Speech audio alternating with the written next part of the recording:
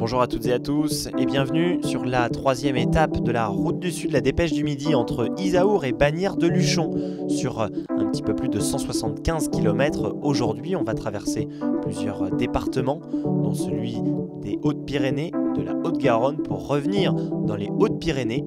3 cols donc de première catégorie, dont le col de Peyresourde, le col du Val-Lauron et pour terminer, ou du moins à moins de 20 km de l'arrivée, le port de Balès. Les coureurs de la FDJ avec notamment Francis Mouret qui auront une belle carte à jouer aujourd'hui. L'équipe Europcar qui aura forcément l'ambition d'aller chercher une victoire après les 2 succès d'étape de Thomas Voeckler sur les routes du Tour de France à Bagnères de Luchon, sous l'œil attentif de Christian Prudhomme, le directeur général du Tour qui est venu en ami ici pour regarder également un petit peu quelles sont les forces en présence à quelques jours seulement du Tour de France. Le peloton donc qui est parti pour cette troisième étape avec à sa tête le leader du classement général Yannick Martinez, mais qui ne possède qu'une petite seconde d'avance sur Johan Gen, le vainqueur de l'étape d'hier. On retrouve notamment parmi les leaders des différents classements généraux le maillot distinctif, le maillot rose de Romain Hardy, leader au classement de la montagne.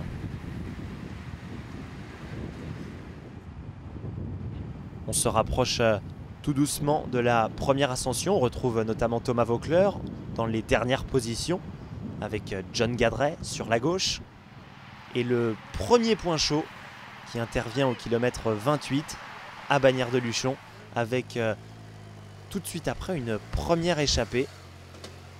Après plusieurs tentatives, plusieurs escarmouches, on retrouve à l'avant Le Varlet, Christophe Kern, Johan Lebon, Diego Rosa, Emmanuel Essela ou encore Blel Kadri, récent vainqueur de la Roma Maxima. Les coureurs dans l'ascension du col de Peyresourde, dans la brume, et qui vont donc tenter de conforter un écart relativement important en haut de celui-ci.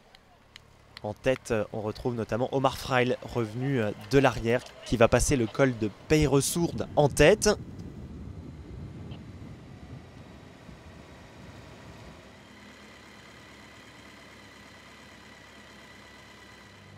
Le peloton avec à sa tête les coureurs de l'équipe Sky.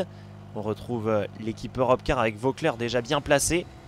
Et Yannick Martinez qui va tenter quelque chose pour conserver son maillot de leader. Il va d'ailleurs revenir sur l'échappée. Il est en train de faire quelque chose de relativement intéressant. On retrouve en dernière position notamment Julien Antomarchi, revenu lui aussi de l'arrière. Le peloton dans la descente du deuxième col de la journée. Et on retrouve donc une nouvelle configuration de course car l'écart entre les hommes de tête et le peloton était infime. C'est la raison pour laquelle 15 coureurs ont réussi à faire la jonction avec l'avant. On retrouve notamment Nicolas Vaugondi ou encore plusieurs coureurs de l'équipe Europcar avec Nathanaël Bérad, Anthony Charteau ou encore David Malacarne. Mais cette échappée va être également reprise. Jonction générale au pied du port de Balès. La grande bagarre va pouvoir commencer. Et c'est notamment John Gadret qui lance les premières banderilles. Thomas Voeckler va venir se caler dans la roue. On retrouve notamment Romain Bardet, des coureurs de l'équipe Sojasun qui ont réussi à s'accrocher. Mais l'écrémage va se faire au fil de l'ascension. Romain Bardet, le jeune coureur de l'équipe AG2R La Mondiale qui accélère l'allure. Après son très bon Paris-Nice, il confirme qu'il a des ambitions, surtout lorsque la route s'élève. Après Romain Bardet aux commandes, c'est Thomas Voeckler qui impose maintenant un rythme important. Lui qui connaît parfaitement les cols pyrénéens et qui va d'ailleurs passer en tête du port de Balès. Il reste maintenant 3 coureurs à l'avant. Franco Pelizzotti a été décramponné. Il basculera avec 30 secondes de retard sur les 3 hommes. Justement, ces 3 hommes, on va les retrouver dans la descente. Et le champion d'Italie va tout faire pour revenir sur ces 3 coureurs. Attention, car Franco Pelizzotti, c'est également un très bon finisseur.